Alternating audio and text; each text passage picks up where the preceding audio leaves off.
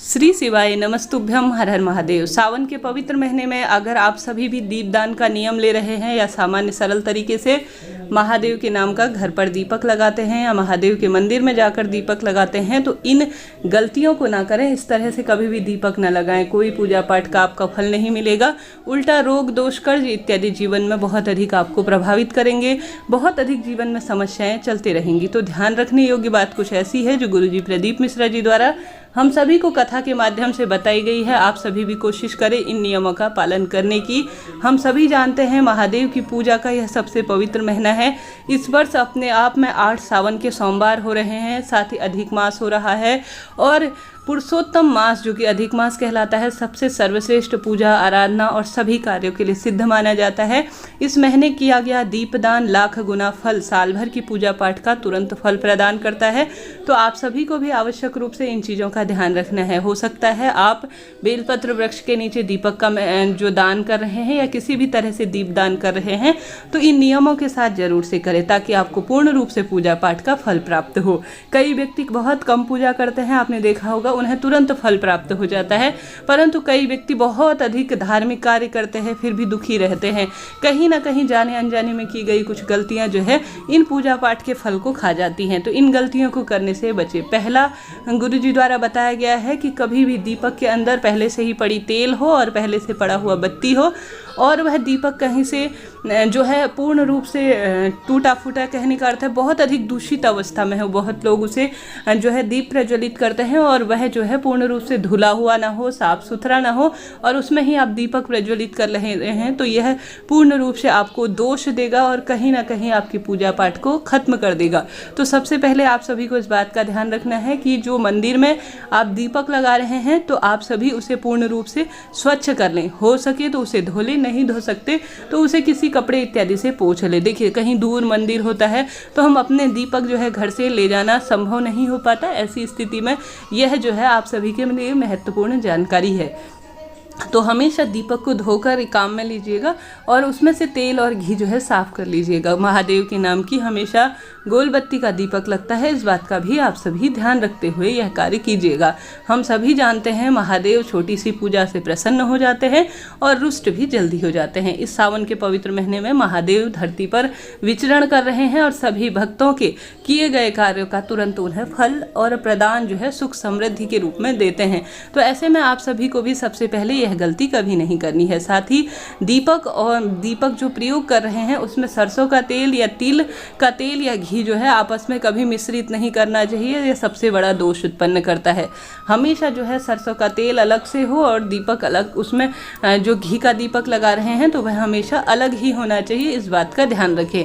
महादेव के नाम की हमेशा गोल बत्ती लगती है और साथ ही देवी माँ के नाम की जो होती है वह लंबी बत्ती की बताई जाती है। पितरों के नाम की भी लंबी बत्ती का प्रयोग शास्त्रों में कहा गया है। तो इन चीज़ों का आप सभी हमेशा ध्यान रखें। घर के मंदिर में बार बार दीपक बदलना भी शुभ नहीं माना जाता। प्राचीन समय से जलता हुआ दीपक उसका ही प्रयोग करें जब तक वह खंडित और पूर्ण रूप से धूमिल ना हो जाए। तो इस नियम का भी आप सभी सावन के पवित्र महीने में ध्यान रखें।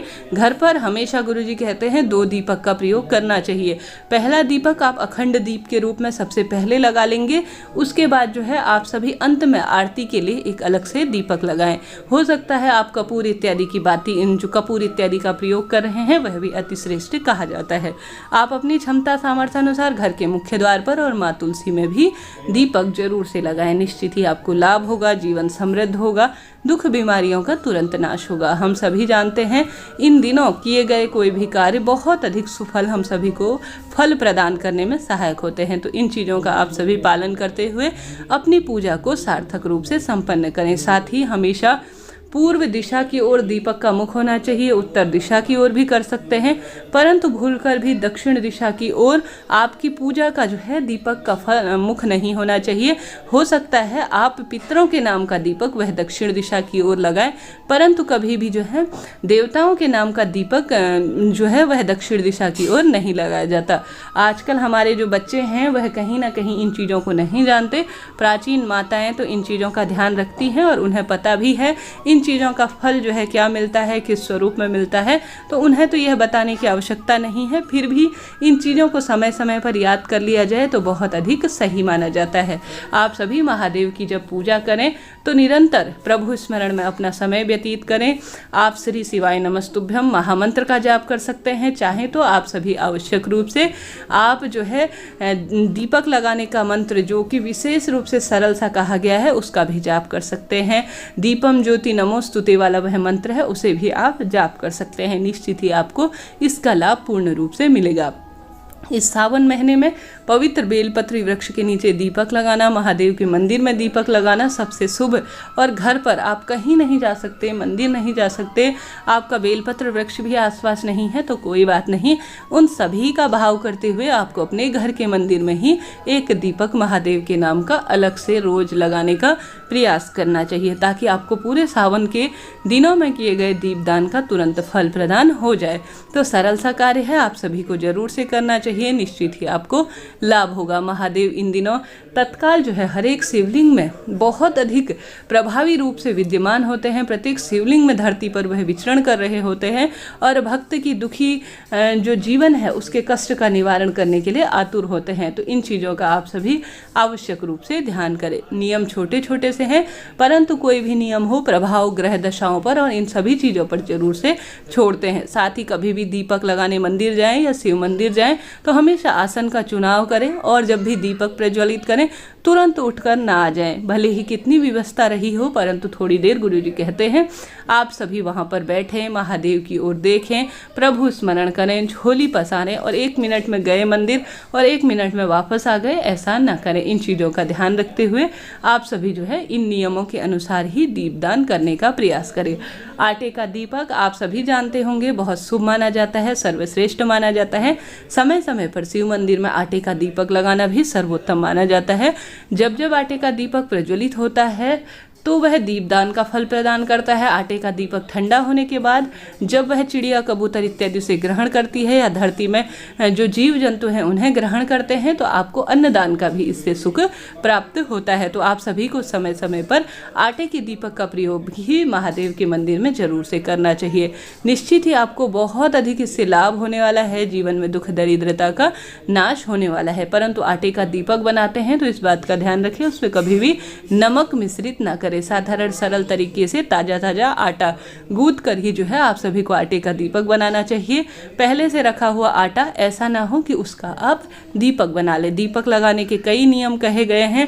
हमेशा दीपक को अपने पितरों के नाम का भी कभी कभी जो है दक्षिण दिशा की ओर घर के मंदिर में ही हो या पीपल वृक्ष के नीचे या पितरों के स्थान पर एक दीपक जरूर से लगाना चाहिए। कहा जाता है पितृ देवता जिस घर में प्रसन्न होते हैं जीवन में उसके सुख समृद्धि आ जाती है। पितरों के नाम का हमेशा तिल का तेल प्रयोग में लिया जाता है या घी का दीपक उत्तम माना जाता है।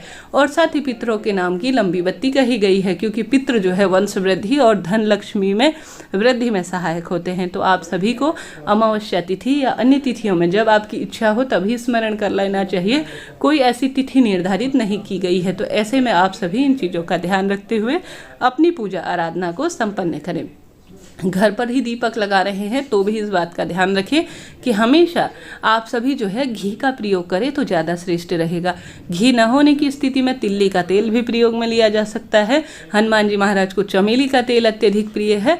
और न होने की स्थिति में देखिए सबकी श्रद्धा भावना अलग होती है। कई व्यक्ति तिल का तेल महंगाई के दौर में घी का तेल सबके बस की बात नहीं रहती। तो सामान्य सरल तरीके से आप सरसों के तेल का भी लगा सकते हैं। कुछ न करने की बजाय अपने प्रभु स्मरण में अपना ध्यान केंद्रित करना चाहिए।